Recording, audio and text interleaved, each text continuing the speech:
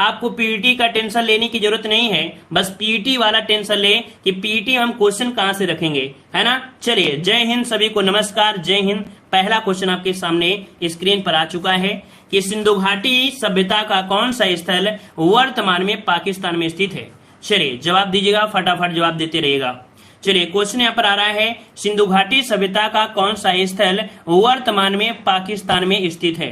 चलिए काफी लोग जवाब दे रहे हैं, यहाँ पर आपका 1 का बी दे रहे हैं। चलिए बहुत अच्छे, यहाँ पर देखो कह रहे हैं हड़प्पा आपका दिया गया है, तो सही जवाब क्या बनेगा, यहाँ पर आपका जवाब बनेगा कौन सा, बी, आपका हड़प्पा बिल्कुल सही जवाब यहाँ पर आपका राइट हो जाएगा। ठीक है ना। चलिए यहाँ पर आपका जवाब हो गया ना, जो कि आपके है कहां पर, तो ऑप्शन आपका बी हो जाएगा। चलिए आगे बढ़ते हैं, क्वेश्चन दिया गया है, यहाँ पर देखो दिया है मगध की प्राचीनतम राजधानी कौन सी है।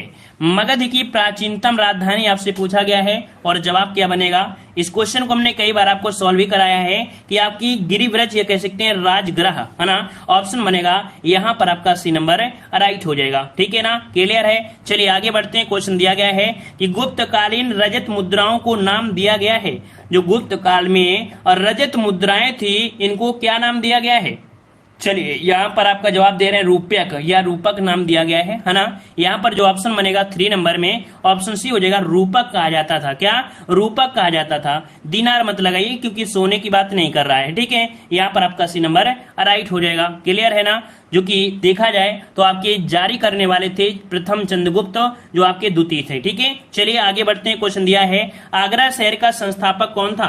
आगरा शहर का संस्थापक बताना है।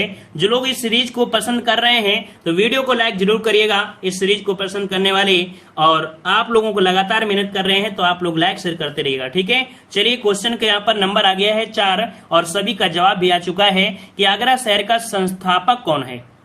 चलिए 4 का ऑप्शन डी, सिकंदर लोदी। कौन, तो आपके सिकंदर लोदी जवाब यहाँ पर राइट हो जाएगा, इसने ही स्टार्ट किया था। ठीक है, चलिए आगे बढ़ते हैं। क्वेश्चन आपसे दिया गया है कि किस सिख गुरु ने अमृतसर शहर की स्थापना की थी। तो चलिए यहाँ पर अमृतसर शहर की स्थापना किसने की थी, यहाँ पर जवाब क्या हो जाएगा, तो आपके गुरु रामदास ने। किसने, तो आपके गुरु रामदास ने किया था। याद रखिएगा कि अकबर ने 500 बीघा दिया था, इनको कह सकते हैं दान में दिया था। ठीक है ना, तो इस प्रकार से ऑप्शन हो जाएगा सी नंबर। ठीक है, आगे बढ़ते हैं। क्वेश्चन आपसे अगला पूछा है, अच्छा एक आपसे ये पूछे, है ना, कि जो आपके गुरु रामदास थे, इनकी एक बेटी थी, है ना, इनकी एक बेटी थी, पुत्री थी, जिसका नाम था बीबी भानी। क्या, बीबी भानी, है ना। मान लो कि अगर ये क्वेश्चन आ जाए कि अकबर ने किसको दिया था, कि आपके रामदास को दिया था या बीबी भानी को दिया था, तो याद रखिए बीबी भानी को दिया था, है ना।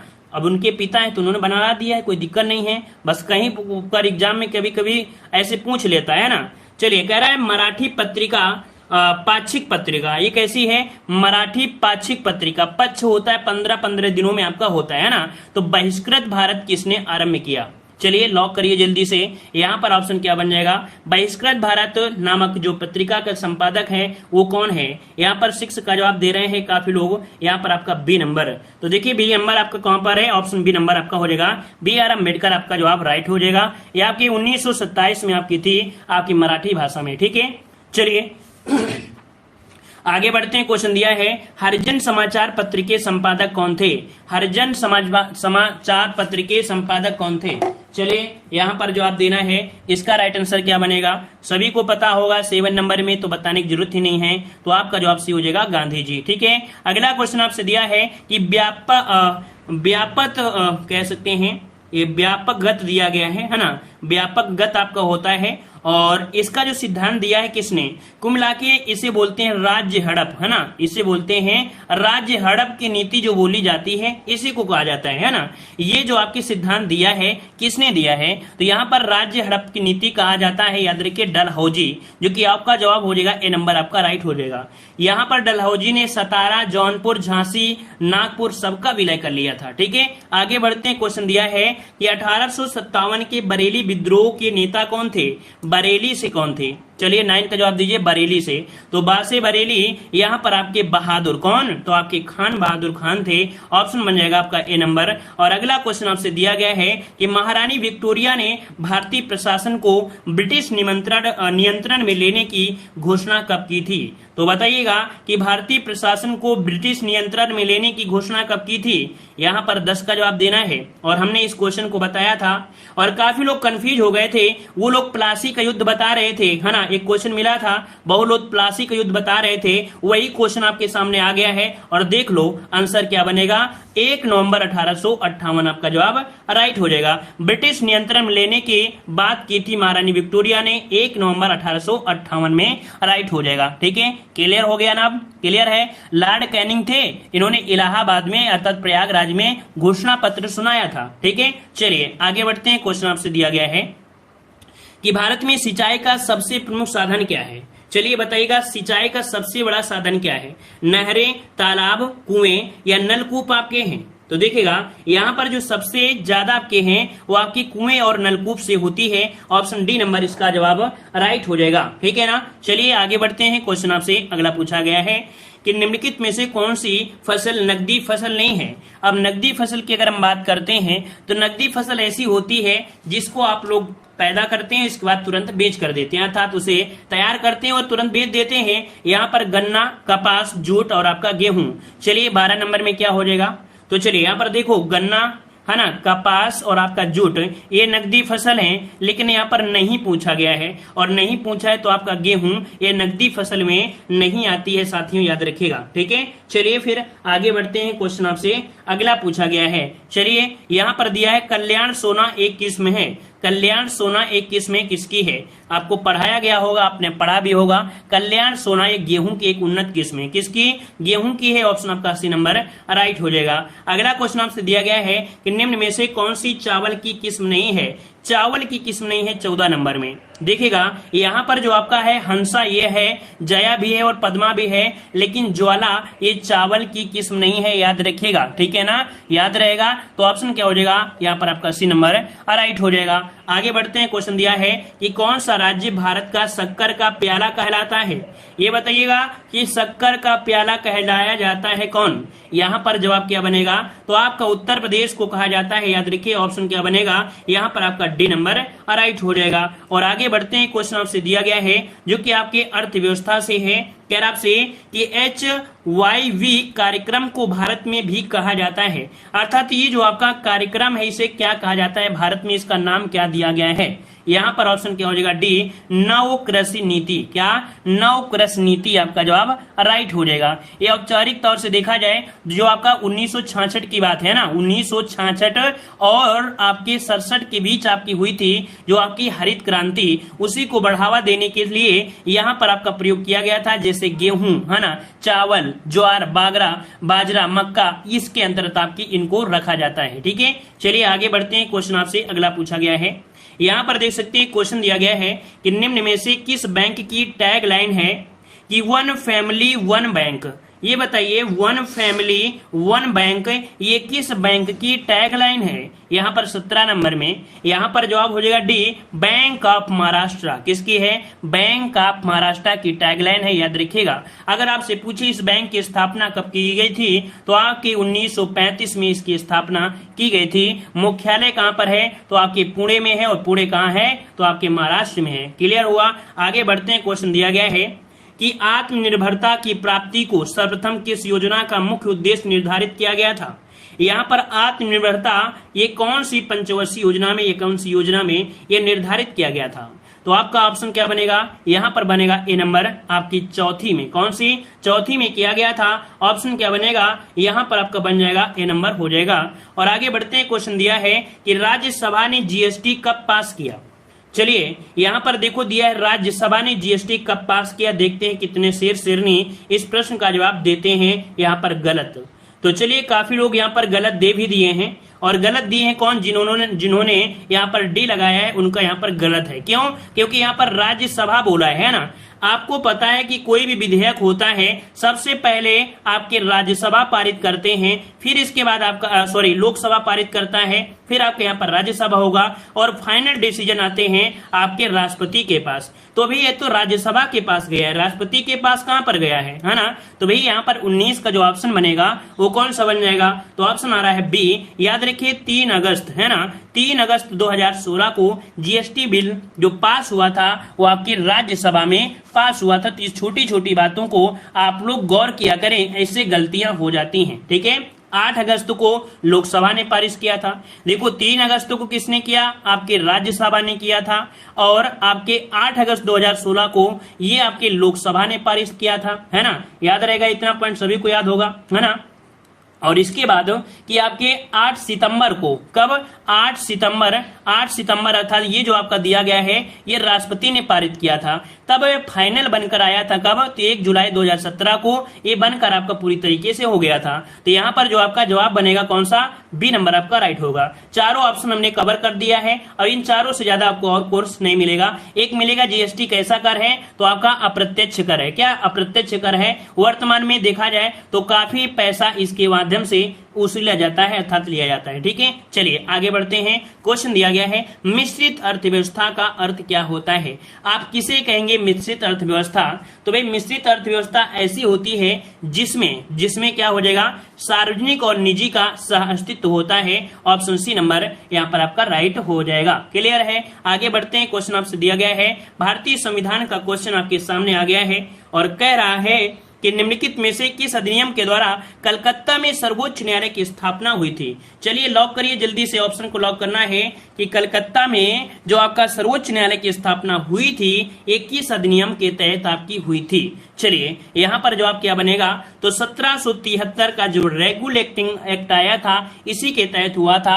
तो आपका जवाब आपके बनेगा ए नंबर राइट हो जाएगा। क्लियर है, इतना सबको क्लियर है। चलिए अगर आपसे ये पूछ ले कि स्थापना हुई कब थी, तो ये हुई थी आपके 1774 में। ठीक है ना, ये आपका अधिनियम के माध्यम से स्थापना थी, लेकिन आपके 74 में ये कलकत्ता में स्थापित हुआ था। ठीक है, एक पूछा जाता है कि प्रथम मुख्य न्यायाधीश कौन थे, तो सर एलिजा एम्पे। याद रखिए कि कलकत्ता जो आपके सुप्रीम कोर्ट है, सर्वोच्च न्यायालय था, इसके जो आपके पहले मुख्य न्यायाधीश थे वो आपके एलिजा एम्पे। कौन, तो आपके एलिजा एम्पे आपका पूछा गया था, लोको पायलट में एग्जाम में पूछा गया था। ठीक है ना, चलिए आगे बढ़ते हैं। क्वेश्चन आपसे दिया गया है कि भारतीय संविधान में निहित मौलिक अधिकारों की अवधारणा किस देश के संविधान से ग्रहण की गई है।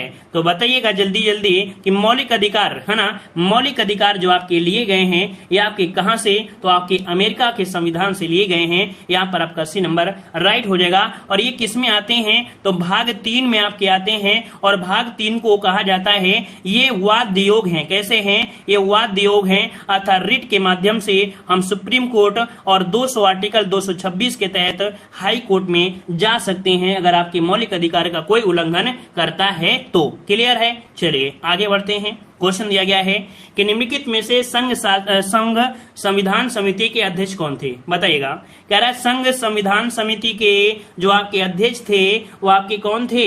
तो याद रखिए संघ की बात करता है तो आपके जवाहरलाल नेहरू कहां पर हैं, ऑप्शन आपका हो जाएगा यहाँ पर सी जवाहरलाल नेहरू हो जाएंगे। ठीक है, चलिए आगे बढ़ते हैं। क्वेश्चन आपसे अगला पूछा गया है, यहाँ पर दिया गया है कि मूल अधिकारों के संबंध में या मूल अधिकारों के अंतर्गत कौन सा अनुच्छेद बालकों के नियोजन से संबंधित प्रत्यक्ष रूप से संबंधित है। तो चलिए यहाँ पर जो 24 नंबर है वो आपका कौन सा बनेगा, तो यहाँ पर कौन हो जाएगा, यहाँ पर आपका 24 का आंसर आपका 24 ही हो जाएगा। 24 का आंसर आपका आर्टिकल 24 हो जाएगा। अगला दिया गया है कि 2 पूर्ण अवधियों के लिए भारत के उपराष्ट्रपति कौन बने थे। चलिए यहाँ पर क्या हो जाएगा, चलो दिया गया है 2 पूर्ण अवधियों के लिए भारत के उपराष्ट्रपति कौन थे। यहाँ पर याद रखिए ये जो आपके डॉक्टर एस राधाकृष्णन थे, है ना, डॉक्टर एस राधाकृष्णन आपके थे। याद रखिएगा कि आपके डायरेक्ट बने थे और 1962 में, है ना, 1962 में दोबारा ये कह सकते हैं कि आपके राष्ट्रपति के पद पर आपके बने थे। लगातार पहले आपके उपराष्ट्रपति रहे और इसके बाद 2nd नंबर के राष्ट्रपति आपके बने थे, याद रहेगा। चलिए फिर आगे बढ़ते हैं। समान विज्ञान का क्वेश्चन आपका आ चुका है। क्वेश्चन आपसे यहाँ पर पूछा गया है कह रहा आपसे यहां पर कि धातुएं अम्लों के साथ अभिक्रिया द्वारा उत्पन्न करती हैं। अगर धातुओं को अम्लों के साथ अभिक्रिया करा दिया जाए तो इनमें से क्या बनेगा? तो यहां पर बनेगा क्या? लवण निकलेगा और आपका हाइड्रोजन। तो ऑप्शन क्या हो जाएगा? ए नंबर राइट हो जाएगा। और आगे बढ़ते हैं, क्वेश्चन आपसे दिया गया है, कह रहा है आपसे यहां पर, जो कि बड़ा इजी क्वेश्चन आपका दिया गया है, समझदार के लिए है जी, सबके लिए नहीं। यांत्रिक ऊर्जा को विद्युत ऊर्जा में बदलने वाला यंत्र कौन सा है? चलिए, यांत्रिक ऊर्जा को विद्युत ऊर्जा में, अब बताइएगा क्या हो जाएगा। तो आपको हमने बताया भी था कि यहां पर देखो दिया है क्या? यांत्रिक दिया गया है और यहां पर विद्युत में कन्वर्ट कर रहा है, तो क्या जवाब बनेगा? बी। यहां पर आपका बी नंबर डायनोमो होता है जो ट्रैक्टर में लगा होता है। सिंपल उदाहरण है ट्रैक्टर में क्या होता है? आपका डायनोमो लगा होता है, तो सबसे पहले होता है, इसके बाद ही तो आपको ऊर्जा मिलती है, तभी तो चालू होता है ना। यहाँ पर ऑप्शन क्या हो जाएगा? B number. और आगे बढ़ते हैं, क्वेश्चन आपसे अगला पूछा गया है। यहाँ पर देखो काफी लोगों ने बहुत ही पहले से स्पीड के साथ जवाब दिया भी है। इनमें से कौन सा एक सेप्रोट्रोफ है? सेप्रोट्रोफ है, यह आपसे पूछा गया है 28 नंबर में। यहां पर आपका जवाब बनेगा कौन सा बनेगा? तो चलिए 28 का ऑप्शन यहां पर आपका जवाब बनेगा कौन सा? तो देखिए यहां पर जो एक कुकुरमुत्ता, कौन सा? ए नंबर इसका जवाब बनेगा। यहां पर आपका ए नंबर जो आपका है ये राइट हो जाएगा, कुकुरमुत्ता आपका हो जाएगा। ठीक है, चलिए आगे बढ़ते हैं। क्वेश्चन आपके सामने दिया गया है कि जीवाणु विज्ञान का जनक किसे कहा जाता है? जीवाणु विज्ञान का जनक किसे कहते हैं? यहाँ पर 29 का ऑप्शन काफी लोगों ने दिया है आपके, यहाँ पर आपका जवाब आपका आ रहा है लीवेनहॉक, है ना। चलिए भाई, लीवेनहॉक होगा या यहाँ पर आपका कह सकते हैं कि आपका अरस्तु होगा। चलिए यहाँ पर जीवाणु विज्ञान है ना, क्या है?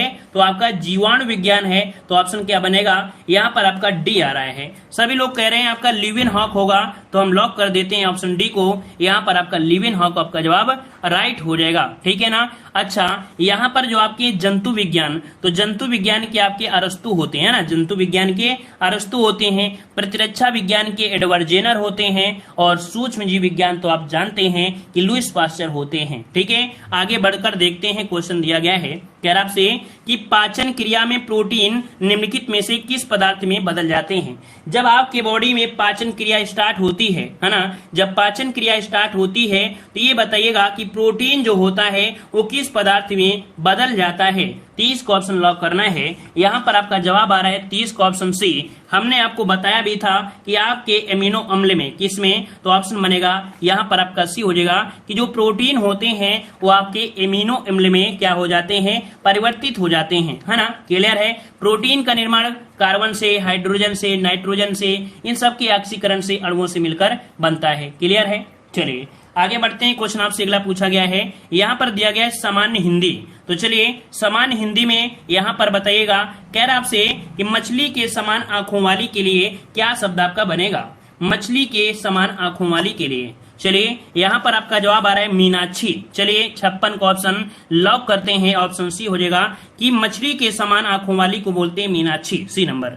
नेक्स्ट क्वेश्चन दिया गया है, कह रहा है कपड़ा के लिए पर्यायवाची शब्द बताइएगा।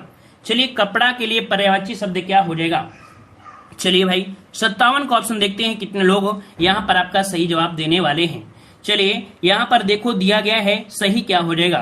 तो चलिए आपका अंबर है, छया है, पावक है और आपका मयूर दिया गया है। इनमें से काफी लोग जवाब क्या दे रहे हैं? तो चलिए यहाँ पर जवाब आ रहा है ऑप्शन, यहाँ पर कह रहे हैं ऑप्शन बनेगा सी। काफी लोग जवाब दे रहे हैं, ए नंबर दे रहे हैं, है ना। तो चलिए यहाँ पर छया भी दे रहे हैं और छया यहाँ पर क्या होगा? आपका कपड़ा का है कि नहीं है? तो देखो आपको बता दें कि ये क्वेश्चन में हमें थोड़ा सा डाउट है। डाउट ये है कि बहुत जगह तो आपका अंबर नहीं मिलता है, लेकिन एक जगह हमें अंबर मिला भी है ना, एक जगह अंबर मिला है। तो ये थोड़ा सा भैया आप लोग चेक करिएगा, ये आप लोगों को कार्य हमने दे दिया है। यहाँ पर देखिए छाया होता है, ये रात्रि का होता है। किसका होता है? रात्रि का होता है। मयूर तो होता ही नहीं है, पावक तो होता ही नहीं है। अब यहाँ पर अंबर दिया है, तो अंबर जो आपका कहीं कहीं पर हमने कपड़ा का अंबर देखा है ना। तो यहाँ पर जो सही होगा वो आपका ए ही सही होगा और कोई ऑप्शन यहाँ पर सही नहीं है, याद रखिएगा। क्योंकि छाया होता है, रात्रि का होता है, तो आप लोग भी अच्छे से चेक कर सकते हैं। ये आपका काम है, हमने आपको दे दिया है। मगर यहाँ पर जो अंबर है ये कपड़ा का दिया गया है। ठीक है, चलिए आइए बढ़ते हैं अगले क्वेश्चन की ओर। क्वेश्चन आपसे अगला पूछा गया है चलिए कह रहा आपसे निम्न श्रम श्रुति शब्दों का अर्थ होगा। 58 का जवाब लॉक करिएगा।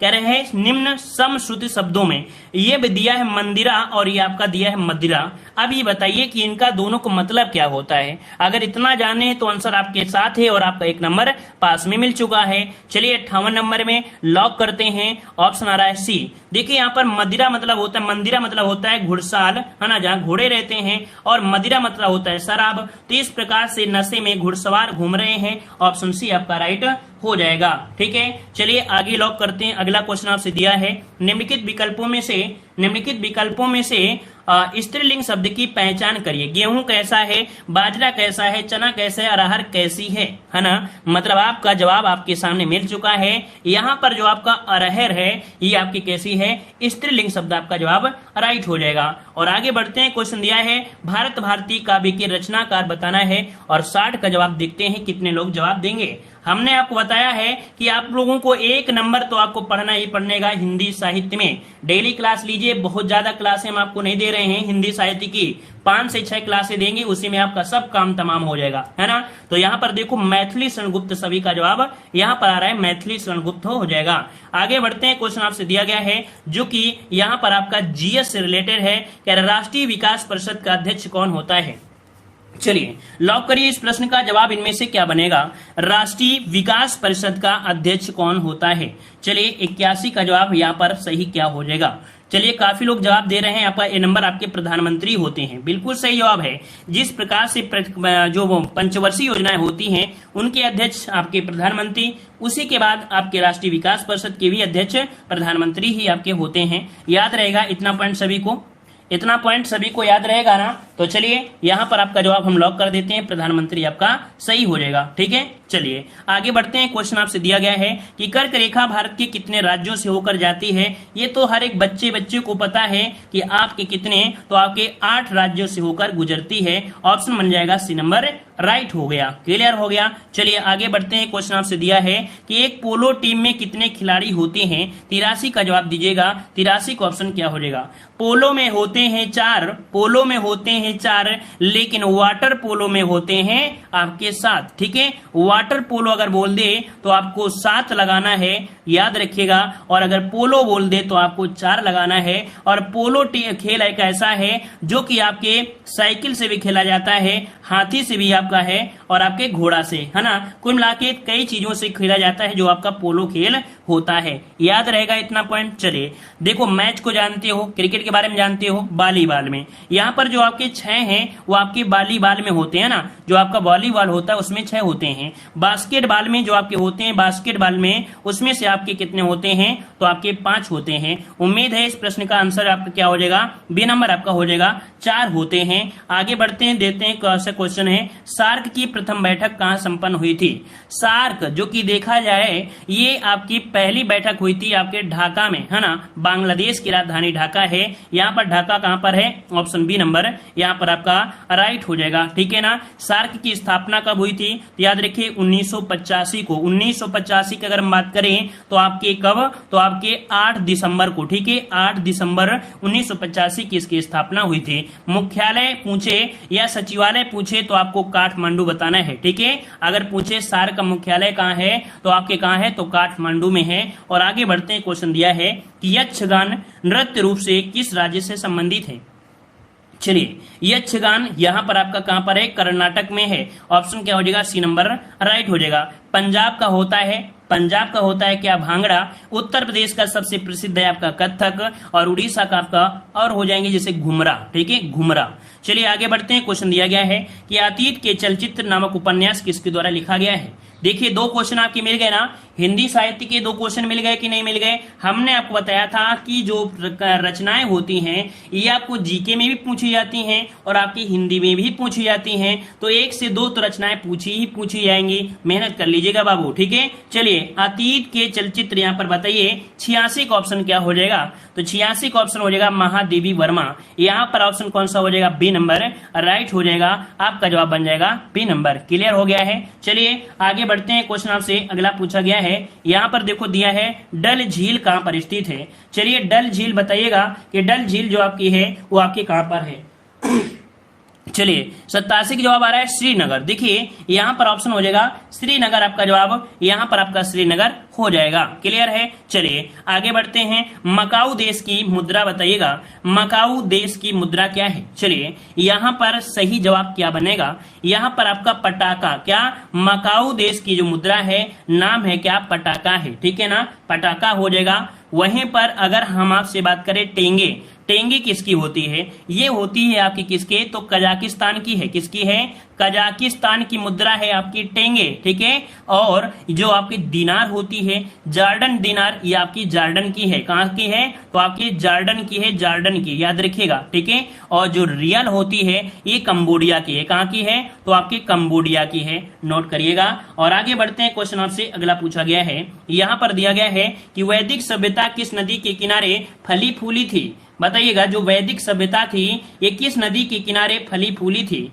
यहां पर जवाब दीजिएगा, सही जवाब इनमें से क्या हो जाएगा। चलिए लॉक करिए, यहां पर आपका जो जवाब बनेगा यहां पर सही क्या हो जाएगा। तो चलिए यहाँ पर 89 नंबर में काफी लोगों ने जवाब दिया है कि आपके सरस्वती नदी के किनारे, ऑप्शन बी नंबर आपको हो जाएगा सरस्वती नदी किनारे। अगला क्वेश्चन दिया है कि भारत में राष्ट्रीय आय का सबसे बड़ा जो घटक है वो आपका कौन सा है, यहाँ पर जवाब दीजिएगा। तो चलिए यहाँ पर देखिए वर्तमान में आपका हो गया है आपका सेवा क्षेत्र हो गया है। पहले कृषि रहा करती थी, है ना, लेकिन अब क्या है, तो आपका सेवा क्षेत्र आपका हो चुका है, याद रखिएगा। ठीक है। और आगे बढ़ते हैं, क्वेश्चन दिया है समसामयिकी। चलिए यहां पर देखते हैं करंट अफेयर का। यहां पर क्वेश्चन कह रहा है वर्ष 2021 में बहुप्रत्याशित ब्लड मून चंद्र ग्रहण हुआ था।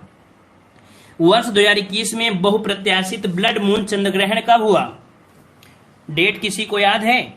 तो चलिए यहां पर याद रखिएगा, इस प्रश्न का जवाब जो हो जाएगा कौन सा हो जाएगा। चलिए काफी लोग यहां पर 91 का ऑप्शन दे भी रहे हैं। चलिए ऑप्शन आ रहा है थर्ड, कह रहे हैं 26 मई।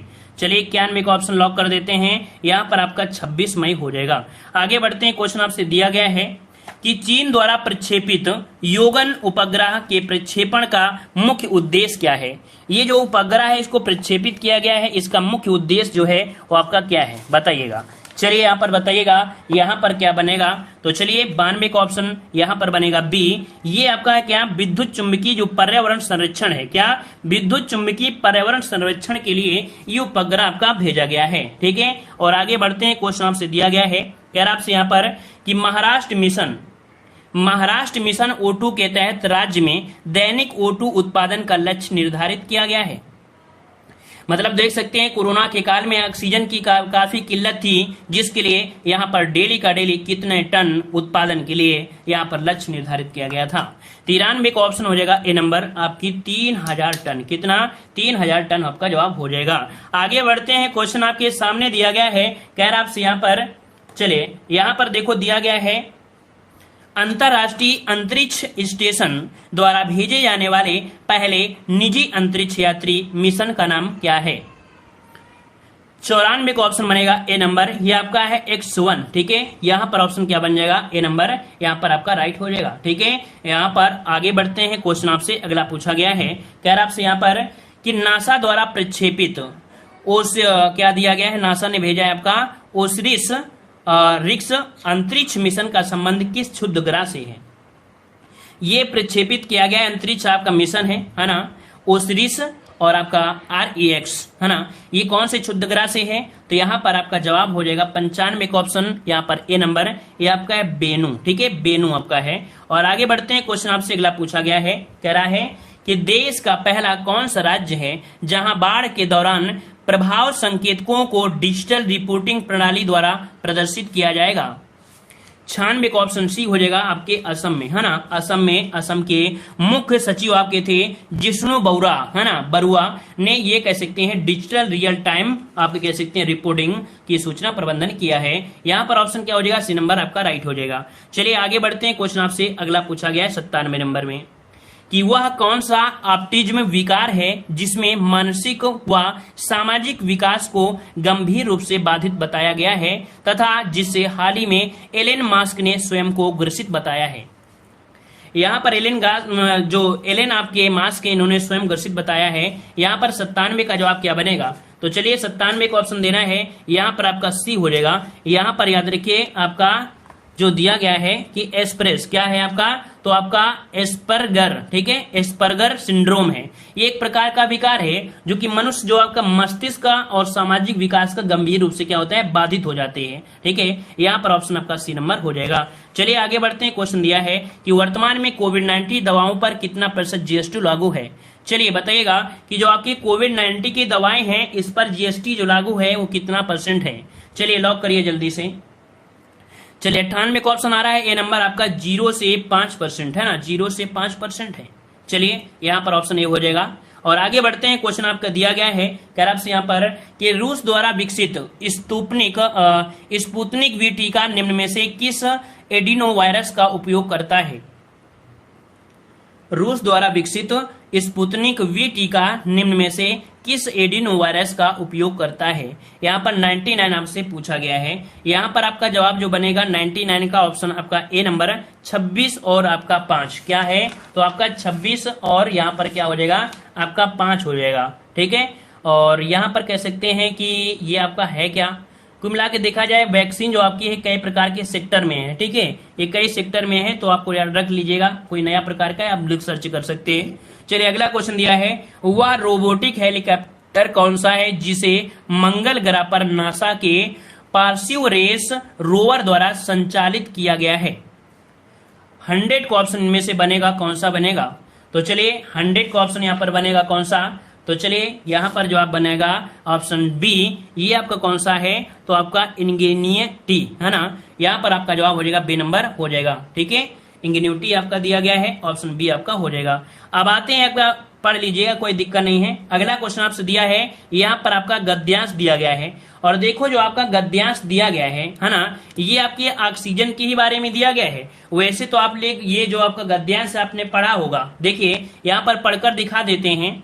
कह रहे हम श्वास द्वारा ऑक्सीजन ग्रहण करते हैं और कार्बन डाइऑक्साइड छोड़ते हैं। ऐसा ही अधिकतर जानवरों, चिड़िया और रेंगने वाले जंतुओं, कीड़े मकोड़े द्वारा भी किया जाता है। दूसरी ओर सभी प्रकार की वनस्पतियां कार्बन डाइऑक्साइड ग्रहण करती हैं और ऑक्सीजन छोड़ती हैं। चलिए हम इसको पूरा का पूरा हम आपको बता देते हैं, क्योंकि इसके पहले हमने सॉल्व कराया था। इस गद्यांश में कहा गया है कि हम लोग क्या करते हैं कि आपकी क्या करते हैं, CO2 छोड़ते हैं, लेकिन जो आपकी वनस्पतियां होती हैं वो ग्रहण करती हैं और वापस हमें क्या देती हैं, तो आपकी O2 देती हैं। लेकिन जब वनस्पतियां क्या होती है, सड़ जाती हैं, है ना, जब वनस्पतियां मर जाती हैं, सड़ जाती हैं, तब वही जो आपकी CO2 होती है वो छोड़ देती हैं, है ना, वो छोड़ने लगती हैं। अगर हम लोग यहाँ पर CO2 ज्यादा देने लगेंगे, है ना, तो क्या होगा कि आपके जो पौधे O2 दे रहे हैं इनका संतुलन बिगड़ जाएगा, और जब बिगड़ जाएगा तो दिक्कतें आपकी आ जाएंगी। तो प्रकृति को अगर आपको बनाए रखना है तो संतुलन होना आवश्यक है। तो चलिए गद्यांश में देखते हैं क्या आपका गद्यांश कह रहा है। गद्यांश का मुख्य विषय किस पर किया गया 61 नंबर में। चलिए यहाँ पर जवाब दीजिएगा, सही क्या हो जाएगा, यहाँ पर आपको राइट करना है। तो 61 का ऑप्शन बनेगा आपका डी। याद रखिए बसंत और ग्रीष्म ऋतु में जो वनस्पतियां होती हैं, सॉरी कहां पर है, ऑक्सीजन और कार्बन डाइऑक्साइड का संतुलन, है ना, मतलब हम लोग क्या करते हैं, आपका CO2 उनको भेजते हैं, वो लोग हमें O2 भेजते हैं, तो संतुलन आपका बना रहता है, ठीक है। अगला क्वेश्चन दिया है, विनिमय का अर्थ क्या होता है। वही विनिमय का अर्थ क्या होता है, लेना देना होता है, सिंपल सी बात है। यहाँ पर आपका बी हो जाएगा। हम श्वास द्वारा क्या करते हैं, हम लोग श्वास द्वारा क्या करते हैं, तो याद रखिएगा कि ऑक्सीजन लेते हैं और कार्बन डाइऑक्साइड छोड़ देते हैं, ठीक है। और अगला दिया गया है कि ऑक्सीजन ग्रहण करने में अधिकांश जीवधारियों का जो स्वभाव है वो कैसा होता है, तो 64 का ऑप्शन यहाँ पर बनेगा बी। मानव की तरह ही है, जैसे हम लोग हैं वैसे दूसरे भी करते हैं। अगला दिया गया है कि पौधे और वनस्पतियों का जीवन एक दूसरे के अस्तित्व के समान आ जाएगा जब हवा में लंबे समय तक क्या बनेगा, यहाँ पर 65 में जब हवा में लंबे समय तक कार्बन डाइऑक्साइड और ऑक्सीजन का अनुपात समान रहेगा, तब एक दूसरे के अस्तित्व में समान शब्द आपका आ जाएगा। तो ये आपका गद्यांश कह रहा था, बिल्कुल इजी था, कोई दिक्कत नहीं है। दूसरा गद्यांश है और दूसरे गद्यांश को आप लोग सॉल्व कर लीजिएगा, कोई दिक्कत नहीं है। गद्यांश आपका नॉर्मल है और आराम से कर सकते हैं। चाहो तो हम यहाँ पर सॉल्व करा देते हैं डायरेक्ट आंसर। सबसे प्राचीन वीरता कौन सी है, 66 नंबर में इस गद्यांश को हमने बताया था, जो युद्ध वीरता होती है, युद्ध वीरता जो होती है ये सबसे प्राचीन वीरता मानी गई है। यहाँ पर आपका जो हो जाएगा इसका सी बनेगा, ठीक है, सी आपका होगा।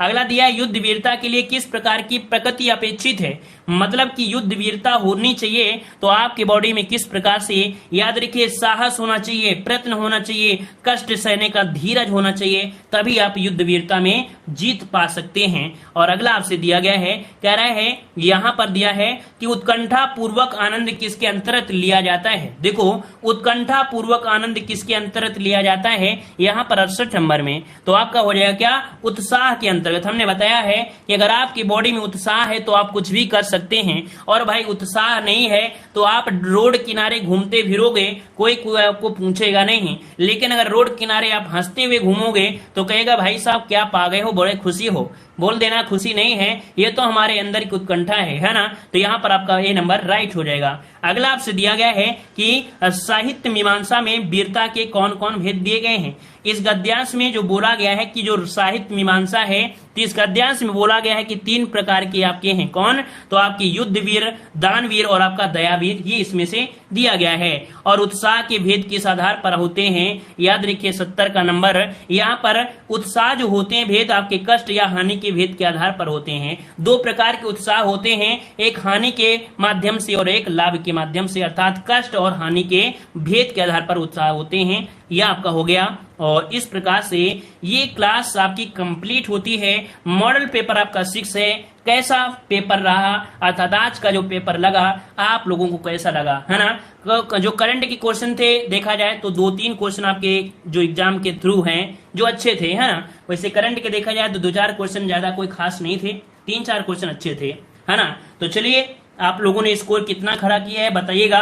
क्या आप लोग 65 पहुंच रहे हैं? बहुत अच्छा था। चलिए बहुत अच्छी बात है कि आप लोग लगातार मेहनत कर रहे हैं। और हमने बता दिया है कि हम आपको टाइम टेबल एक बार फिर से अवगत करा रहे हैं। सुबह 10 बजे भी एक क्लास होती है, मॉडल पेपर होता है सुबह 10 बजे। 10:45 में हम आपको साइंस की क्लास देते हैं। अब जल्द ही यहाँ पर हिस्ट्री, पॉलिटी, ज्योग्राफी की मैराथन क्लास आपको मिलेंगी, है ना। फिर इसके बाद आपको 11:15 में क्लास होती है स्पेशल डोज, जो कि आपका सबसे स्पेशल होता है, बिल्कुल स्पेशल होता है, ठीक है।